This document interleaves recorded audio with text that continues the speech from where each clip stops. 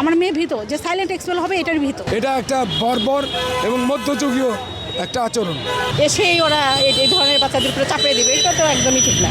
বাচ্চারা আতঙ্ক নিয়ে পরীক্ষা দিলে তো ওদের আসলে পরীক্ষাটা এমনিতেই খারাপ হয়ে যায়। শিক্ষার্থীরা চরম ভয়ে আছে, নকলের জন্য নয়।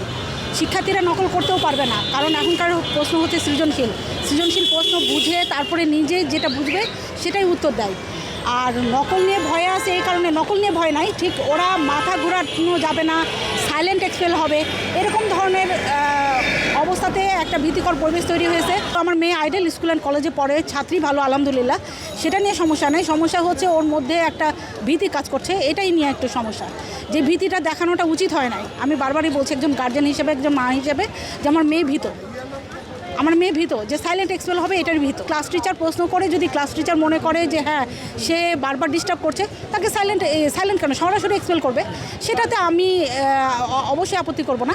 কিন্তু এগুলো ভালো স্কুলে হয় না, এগুলো সাধারণত গ্রামের স্কুলে কিছু হয়তো শিক্ষকরা হেল্প করতে পারে, সেটা আলাদা কথা। কিন্তু এইসব শহরের ভালো ভালো স্কুলগুলোতে এগুলো হয় না। ভয় থেকে কোনো ছাত্রছাত্রী ভালোভাবে পরীক্ষা দিতে পারে না। তার গার্জিয়ানরাও শঙ্কিত থাকে, ছাত্রছাত্রীরাও শঙ্কিত থাকে, সে সঠিকভাবে মনোযোগ দিতে পারে না। তার যা মেধা আছে তার মেধার প্রকাশ ঘটাতে পারে না, তার সৃষ্টিশীলতা কোনো কিছুই ঘটাতে পারে না। ভয় দিয়ে কোনো কিছু সম্ভব। সে জানতে হবে যে তার কী অপরাধের জন্য সে কী শাস্তি পাচ্ছে। কিন্তু সাইলেন্ট এক্সপেলড হবে, নো, এটা কোনো অবস্থায় এটা কাম্য হতে পারে না। দেশ জাতির কারোর জন্য না, কোনো সচেতন নাগরিক এটা মানতে পারে না। এটা একটা বর্বর এবং মধ্যযুগীয় একটা আচরণ। ওরা জানবে না কি ফল্ট, তারা এইভাবে অ্যালার্ট করতে পারে না। তারা তো আগে নিয়মটাকে বাস্তবায়ন করবে, তারপরে এটা সাপ্লাই করবে। আগেই ওদের এসেই ওরা এই ধরনের বাচ্চাদের উপরে চাপিয়ে দিবে, এটা তো একদমই ঠিক না। নকল জিনিসটা আমরাও করে আসি না কখনো, আর বাচ্চারা তো এটা বুঝেই না, অন্তত আমার মেয়ে না। এখন এইটা যদি পুনরাবৃত্তি ওদের ভিতরে আসে, ওরা তো আসলে ভয় পাওয়ারই কথা। এই ধরনের ওয়ার্ডগুলো আসলে আনা ঠিক না। শিক্ষার্থীদের ভিতরে এই ধরনের ওয়ার্ড আসবে না।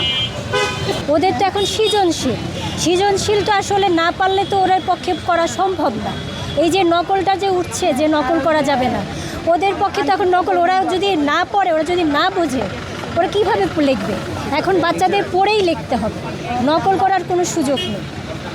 এটাই আমার বলার কথা। যে আর এইটা বলে বলে বাচ্চাদের মধ্যে আরও ভীতি হয়েছে, যে ওরা ভয় পাচ্ছে। আর তো বাচ্চারা আতঙ্ক নিয়ে পরীক্ষা দিলে তো ওদের আসলে পরীক্ষাটা এমনিতেই খারাপ হয়ে যায়। এটা আসলে উচিত না। এটা তো আরও আতঙ্কের ব্যাপার ছিল যে যে জানবেই না শিক্ষার্থী, সে তার খাতা বাতিল হয়ে গিয়েছে। তাহলে আমরাও জানবো না। পরীক্ষার সময় কি একটা ভালো স্টুডেন্ট খাতাও বাতিল হয়ে যায়, কী ব্যাপার?